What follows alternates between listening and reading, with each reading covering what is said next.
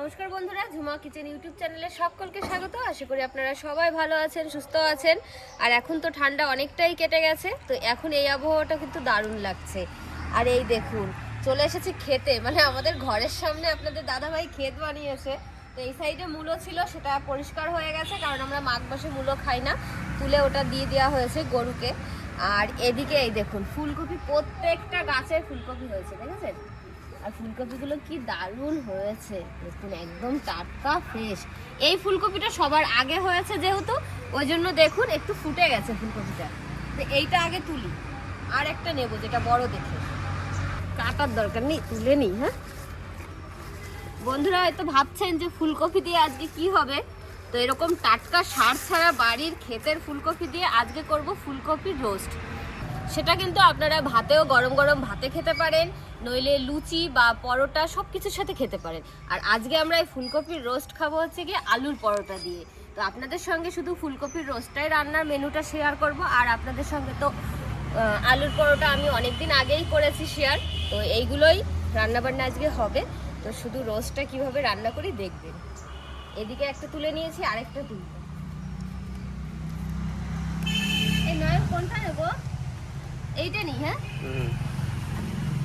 এটা নিয়ে নিই।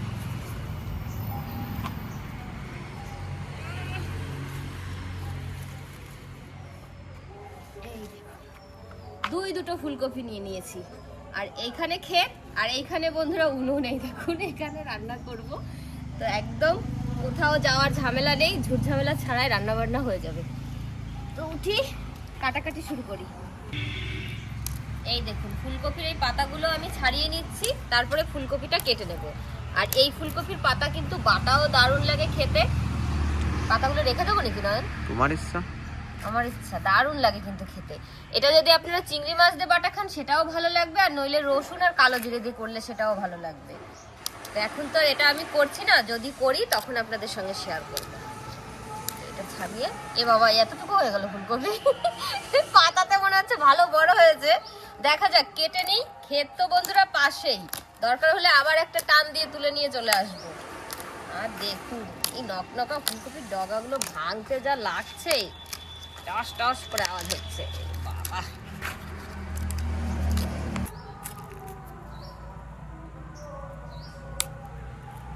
এরকমই রেখে দেবো,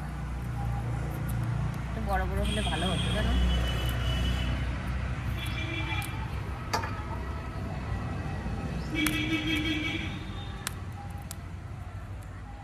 ফুলগুলো এরকম ছাড়িয়ে নেব শুধু, আর এই সাইড থেকে একটু আঁশ ছাড়িয়ে নেব।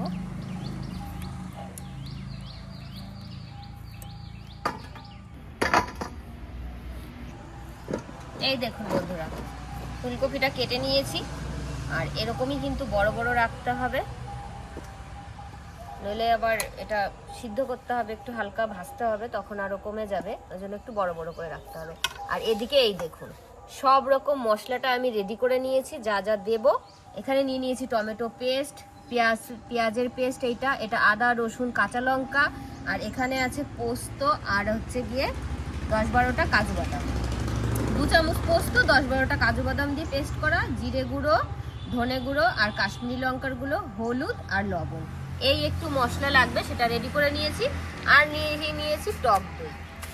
তো যা, এখন আমি উনুনটা ধরিয়ে দিয়ে রান্না শুরু করে দেবো। চলো নয়ন, এগুলো ফেলে দিয়ে আসি।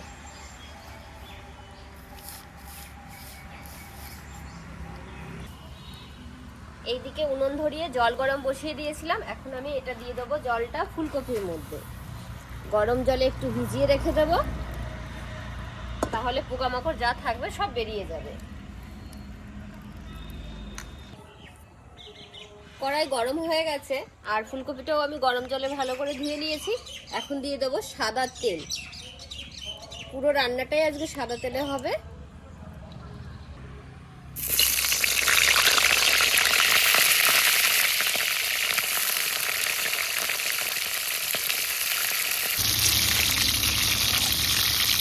এই দেখুন সব ফুলকপি ভাজা হয়ে গেছে, আগেরটা এই যে নামিয়ে নিয়েছি, আর এখন দ্বিতীয়বার মানে অল্প অল্প করে ভেজে নিলাম, তাহলে ফুলকপিটা সুন্দর করে ভাজা হয়। দেখুন হালকা লালচে লালচে হয়েছে, দারুণ গন্ধ বেরিয়েছে। বাড়ির দেশি ফুলকপি যেহেতু, গন্ধটা দারুণ বেরিয়েছে।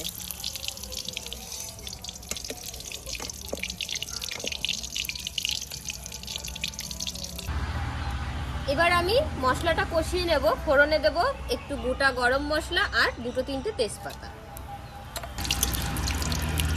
প্রথমে দিয়ে দেবো আমি পেঁয়াজ পেস্টটা। পেঁয়াজের রসটা শুকানো অবধি একটুখানি কষিয়ে নেব ভালো করে। পেঁয়াজের রসটা কমে এসেছে, এখন দেবো আমি আদা রসুন আর কাঁচা লঙ্কা বাটা। এটাও আরো 2 মিনিট কষিয়ে নেব।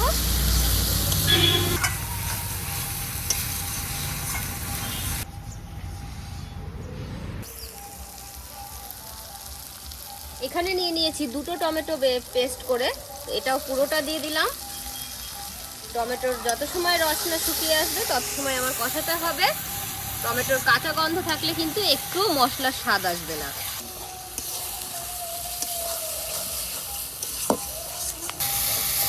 এই মশলাটা ভালো করে কষিয়ে নিয়েছি, এখন আমি একটু গুঁড়ো মশলা দিয়ে দেবো। এই যে লঙ্কা গুঁড়ো, ধনে গুঁড়ো, জিরে গুঁড়ো।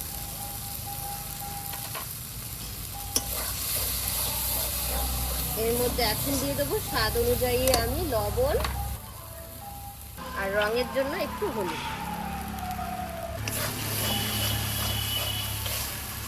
এই দেখুন গুঁড়ো মশলাটা দেওয়ার পরে মশলা কষিয়ে নিয়েছি আর তেলও ছেড়ে দিয়েছে। এই মুহূর্তে দিয়ে দেবো আমি কাজু আর হচ্ছে গিয়ে পোস্ত বাটা।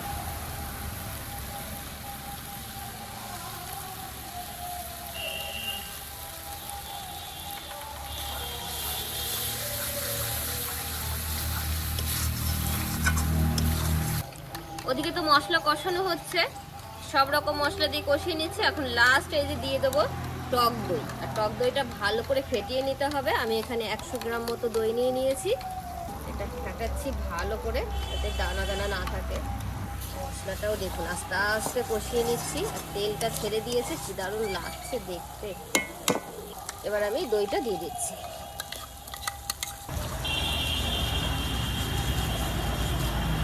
টক দইটা এই যে দিয়ে ভালো করে মিশিয়ে নিলাম। এখন আমি টক দইয়ের জন্য আর হচ্ছে যে টমেটো দিয়েছি, তো সেই কারণে একটুখানি চিনি দিয়ে দেবো, তো স্বাদটা সবকিছু সামঞ্জস্য হয়, টক ঝাল মিষ্টি।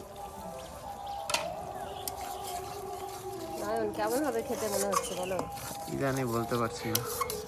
নয়ন আগে ভয় পায় খেতে, ও মশলা দেখেই ভয় পায় খেতে। এত মশলা কেউ খায় নাকি? পরিমাণে তো সবই কম কম আছে নয়ন, এক জায়গায় হলে তখন কতটা বলো।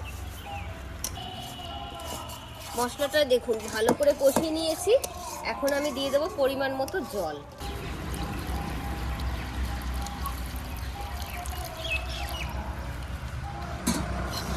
এই দেখুন গ্রেভিটায় জাল উঠে গেছে, এখন দিয়ে দেবো এই ফুলকপি ভেজে রাখা।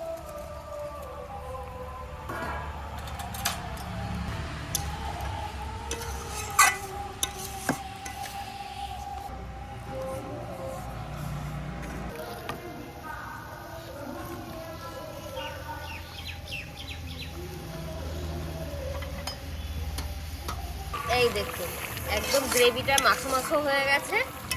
এবার আমি এখানে দিয়ে দেবো একটু কাঁচা লঙ্কা চিড়ে নিয়েছি, এটা দিয়ে দিলাম, আর একটু গরম মশলার গুঁড়ো দিয়ে দেবো। ফুলকপির রোস্ট কমপ্লিট। গরম মশলাটা মিশিয়ে নামিয়ে দেবো। আর এখন করে নেবো গরম গরম আলুর পরোটা, তার সাথে এটা খেয়ে আপনাদেরকে বলছি কেমন রান্না হলো।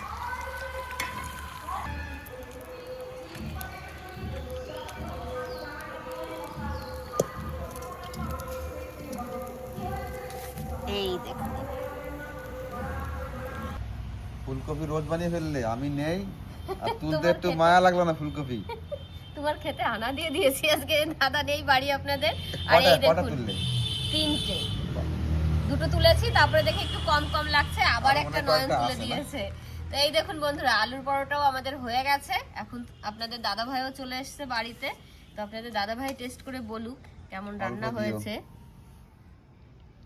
ঠিক আছে, রান্না লাগলে নেচ্ছি।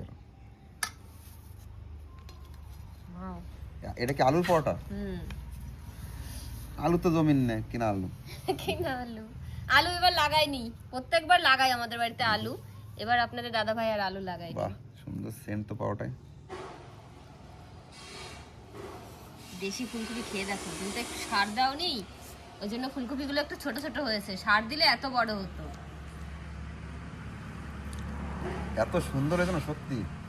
নাম কি জানো? ফুলকপি রোস্ট। হ্যাঁ রোস্ট। দারুণ হয়েছে দারুণ। একদম ফুলকপিগুলো সিদ্ধ করে নিছিলে না? না গরম জলে একটু ধুয়ে নিয়েছিলাম। আর সার দিয়ে না ফুলকপিগুলো হ্যাঁ ওই একদম জন্য এত সুন্দর smooth, মানে নরম গরম মতো। ইয়ে হয়ে গেছে, আর গলে কোনো গেছে। সেন্ট নেই ফুলকপি। বন্ধুদের বলো কেমন দারুণ রান্না হয়েছে বন্ধু, এভাবে আপনারা করে দেখবেন, বানিয়ে খেয়ে দেখবেন এভাবে, দারুণ হয়েছে। আমার তো দেয় না, আমি একটু খেয়ে বলি, পাশে বসে থাকবো তাকিয়ে থাকবো তাও দেয় না যে একটু খাও।